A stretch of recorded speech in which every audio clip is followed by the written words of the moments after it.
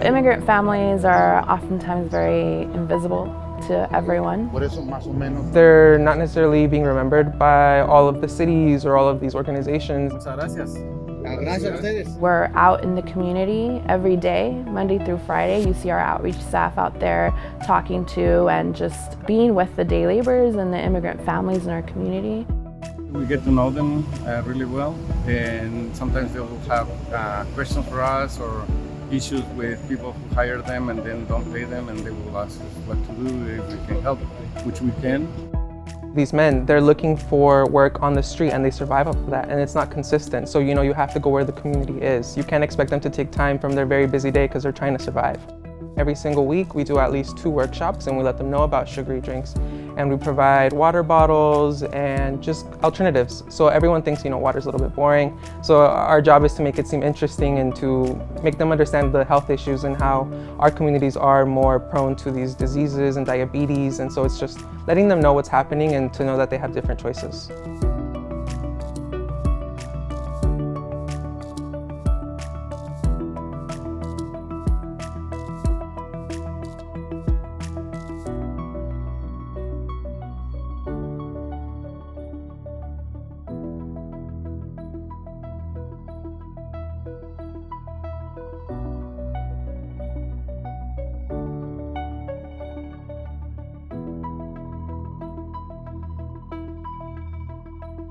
Our mission is to accompany immigrant families in their transition, whether they're new arrivals or have been here for many years. We think of the family as a system, so we really do provide a holistic approach to our services.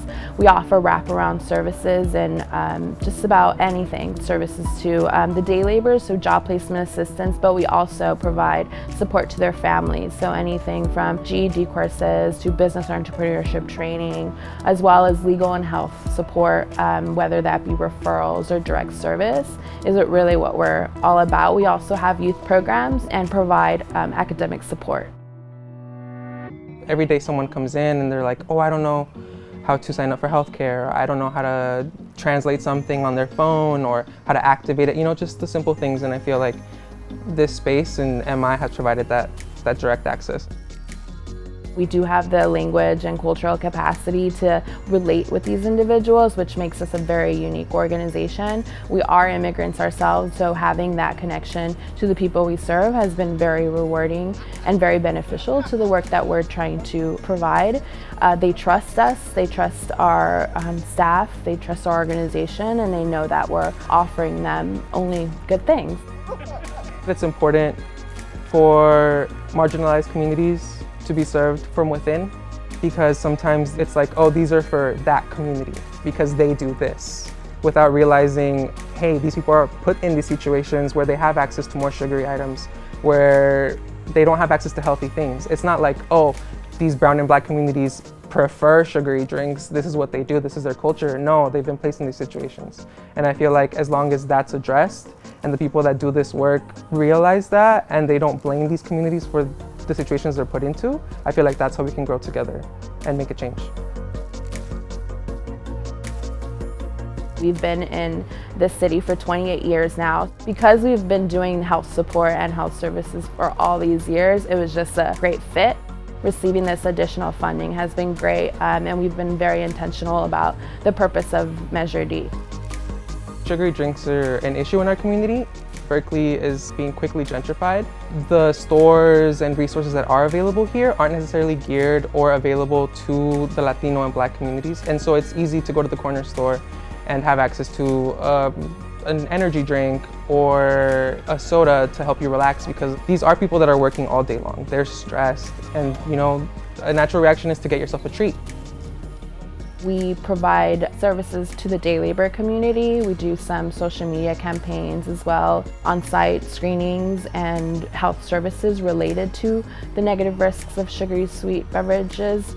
We also have been able to bring some organizations on-site. For example, we partner with On-Site Dental Foundation, who's a nonprofit that offers free dental services to the day labor community. I supervise the after-school mentoring program, and so I have about 30, 40 kids coming in every single day from here in the Berkeley community. Often they would come in with treats. You know, of course it's after school, you want to relax, and your parents, you know, they get you a treat. Like a Powerade or a Gatorade or just even a Capri Sun. And you know, that's very natural. It's a go-to for students and for kids. Do you guys know what sugar sweetening beverages are? Yeah. What would that? Can you give us an example, Toby?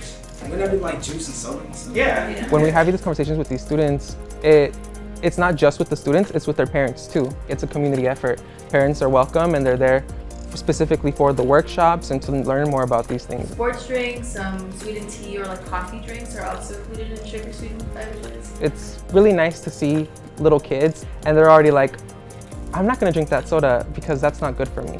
Or like, oh, I went to a party, I went to a quinceañera this weekend and we were drinking soda, but I didn't want any. I just had water.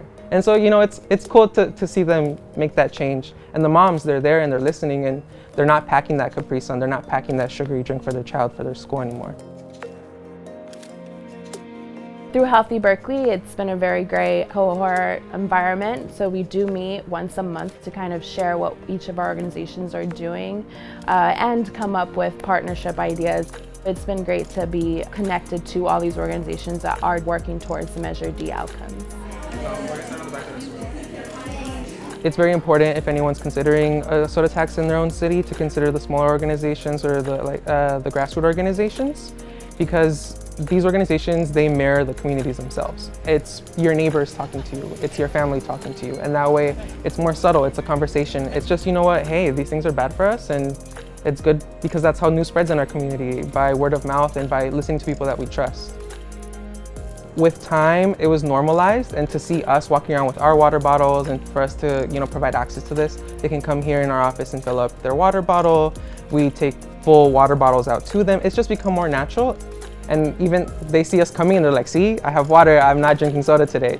It's definitely doing what Measure D was proposed to do. It takes a lot of time, and for us being able to receive funding multiple years has been a great asset, because it's not going to change our health outcomes in a day or two. It takes time, and I really do think we'll get there, and we're getting there.